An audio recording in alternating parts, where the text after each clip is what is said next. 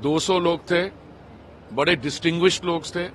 इसमें former chief of army staff, chief of air staff, chief of naval staff general J Singh, admiral robin Dhawan, air chief marshal RKS Bhadauria, grade 1 ambassadors कई थे, supreme court के जजेस, high court के जजेस, farmer police commissioners Delhi के, और wide cross section of civil servants, revenue service के, सब जगह। और जो इंटरैक्शन था, ये सिर्फ ये नहीं था कि हमने पिछले 10 साल में क्या किया, को जो आंकड़े थे, दिल्ली की क्या डेवलपमेंट्स है, नेशन में मेट्रो सिस्टम कैसे बढ़ा, पर उनसे सुझाव भी आए अगले 5 साल की जो टर्म होगी माननीय प्रधानमंत्री जी में, उसमें क्या नए इनिशिएटिव्स लेने चाहिए। कुछ तो सरकार की तरफ से अपने, जैसे एक फॉर्मर पुलिस कमिश्नर, उन्होंने कहा क्रिमिनल जस्टिस सिस्टम को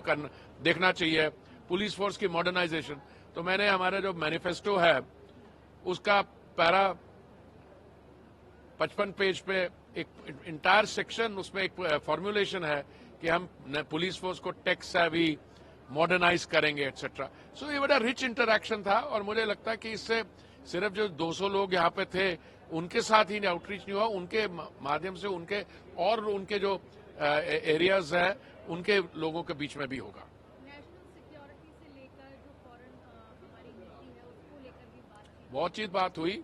उन्होंने ये कहा, कई लोगों ने ये स्टेटमेंट्स दी कि जब से मोदी जी ने दायित्व संभाला है उसके बाद जो पाकिस्तान फैक्टर है एक तरह से डिमिनिश हो गया, क्योंकि अब ये बिल्कुल क्लियर है कि हमारी नेशनल सिक्योरिटी के साथ अगर कोई देश ऐसे हों जो उस पर कुछ उनकी इंटेंशंस ठीक ना हो, तो सिर्फ कड़ाका जवाब दिया गया है इन द पास्ट, और आगे आने वाले समय में जो हमारे पास सिक्योरिटी फोर्सेस की और हमारी जो नेशनल स्ट्रेंथ है, इससे और भी उनको तगड़ा थप्पड़ लगाया जाएगा।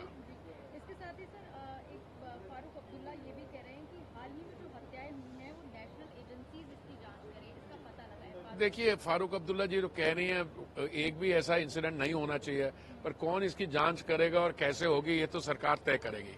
कांग्रेस ये भी कह रही है कि जम्मू कश्मीर को फिर से राज्य का दर्जा दिया जाना चाहिए, वहां पर अभी भी देखिए वो तो प्रोसेसेस हैं। अब देखिए, पहले जम्मू एंड कश्मीर की यहाँ सिचुएशन थी, सबसे बड़ी इंडस्ट्री उस समय क्या थी, पथराव इंडस्ट्री थी, हमारे यूथ को काम वाम नहीं कर। अभी टूरिज्म फ्लरिश कर रहा है वहां पे, आपको हाउस बोट में, होटल में जगह नहीं मिलती, हमारे एयरलाइंस वहां पे फुल जा रही हैं।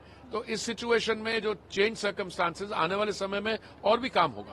पीओके को लेकर क्या स्थिति है? नहीं, पीओके का तो ऐसे आप लोगों, पीओके में बड़ी अंदर हलचल हो रही है, तो कुछ लोग सजेस्ट कर रहे हैं कि पीओके भी वाले हमसे मिलना चाहते हैं, पर ये तो आने वाले समय देखेंगे क्या होगा। सर इलेक्शन चल रहे हैं, 5वें चरण का मतदान होना है, कितना आपको आश्वस्त है, क्या लग रहा है? देखिए, कल जो है, कल नहीं परसों मतदान 5th फेज का होगा।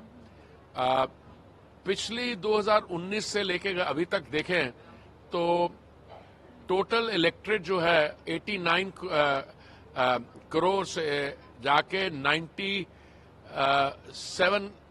करोड़ तक पहुंच गई है। 8-9 करोड़ एक्स्ट्रा हमारे रजिस्टर्ड वोटर्स हैं, जो फर्स्ट टाइम वोटर्स रजिस्टर हुए हैं। उसको भी देखा जाए तो इसका मतलब है, अगर आप 9 करोड़ को 545 में डिवाइड करें तो हर एक कंस्टिट्यूएंसी में 1 लाख 1.5 लाख एक्स्ट्रा वोटर्स हैं, तब भी वोटिंग परसेंटेज स्टेडीली बढ़ रही है। ये है मेन इशू। और हमारी जो सफलता रेट है, मैं समझता हूं कि 300 ऑलरेडी हमारे पास पार्लियामेंट में है, 303। 10% भी ज्यादा आए तो 330 हो जाते हैं, 15% ज्यादा आए तो 345 हो जाते हैं। हमारे 37 अलाइज है, उसमें मिलिए, उसमें से 20 के भी 2-2 आ गए, और कई हैं तो बहुत आएंगे। ओके, तो we are at 380, 390 in any case. जिस तरीके से इंडिया अलायंस भी दावा कर रहा है कि ये भी कह रहे हैं कि बीजेपी 200 से भी सीटें जीत। देखिए, इंडिया अलायंस को ये पूछा, अगर बीजेपी की उतनी आएंगे तो बाकी 300 किसकी आएंगी, 345 किसकी आएंगी? ये तो डिल्यूजनल है इनको। दिल्ली में कांग्रेस और आम आदमी पार्टी साथ में चुनाव लड़ रही है, कहाँ लड़ रही है साथ में? कांग्रेस पार्टी के जो अध्यक्ष, उनको इस्तीफा देके हमारी तरफ आ गए, तो साथ में कहा? वो तो कांग्रेस पार्टी तो हमारी तरफ आ गई, और केजरीवाल जी अपना वो मालीवाल नाटक कर रहे हैं। मालीवाल पर अभी खुलकर कुछ भी बात नहीं कर रहे हैं अरविंद केजरीवाल। वो तो उनसे, ये सवाल आपने उनसे पूछना चाहिए। एक तरफ आप महिला सशक्तिकरण, नारी शक्ति की बात करते हैं, एक महिला जो है आपकी बड़ी करीब साथी रही है, आपके बड़े क्लोज उनके साथ एसोसिएशन रही है, वो आपके एमपी हैं, उनको घर बुला के आप पिटाई कर देते हैं। इन्होंने अपने चीफ सेक्रेटरी के साथ भी ऐसा ही किया था। जी, वो कह रहे हैं बीजेपी की साजिश है। नहीं, बेकार की बात है बीजेपी के साथ। वो एमपी उन्होंने राज्यसभा में उन्होंने बनाया, तो बीजेपी की साजिश कहां से आ गई? जी, राहुल गांधी एकता की बात करते हैं, मैं आम आदमी को वोट दूंगा, अरविंद केजरीवाल कांग्रेस का उनको बचना, वो जो आपके चन्नी जी हैं पंजाब में, जो आपके मुख्यमंत्री थे, वो तो कुछ और ही भाषा बोल रहे हैं।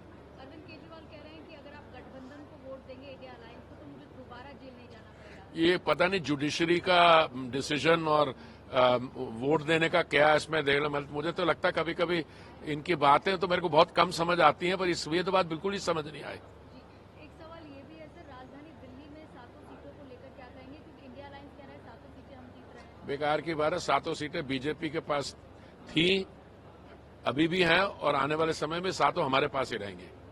Thank you. Thank you sir. Thank you.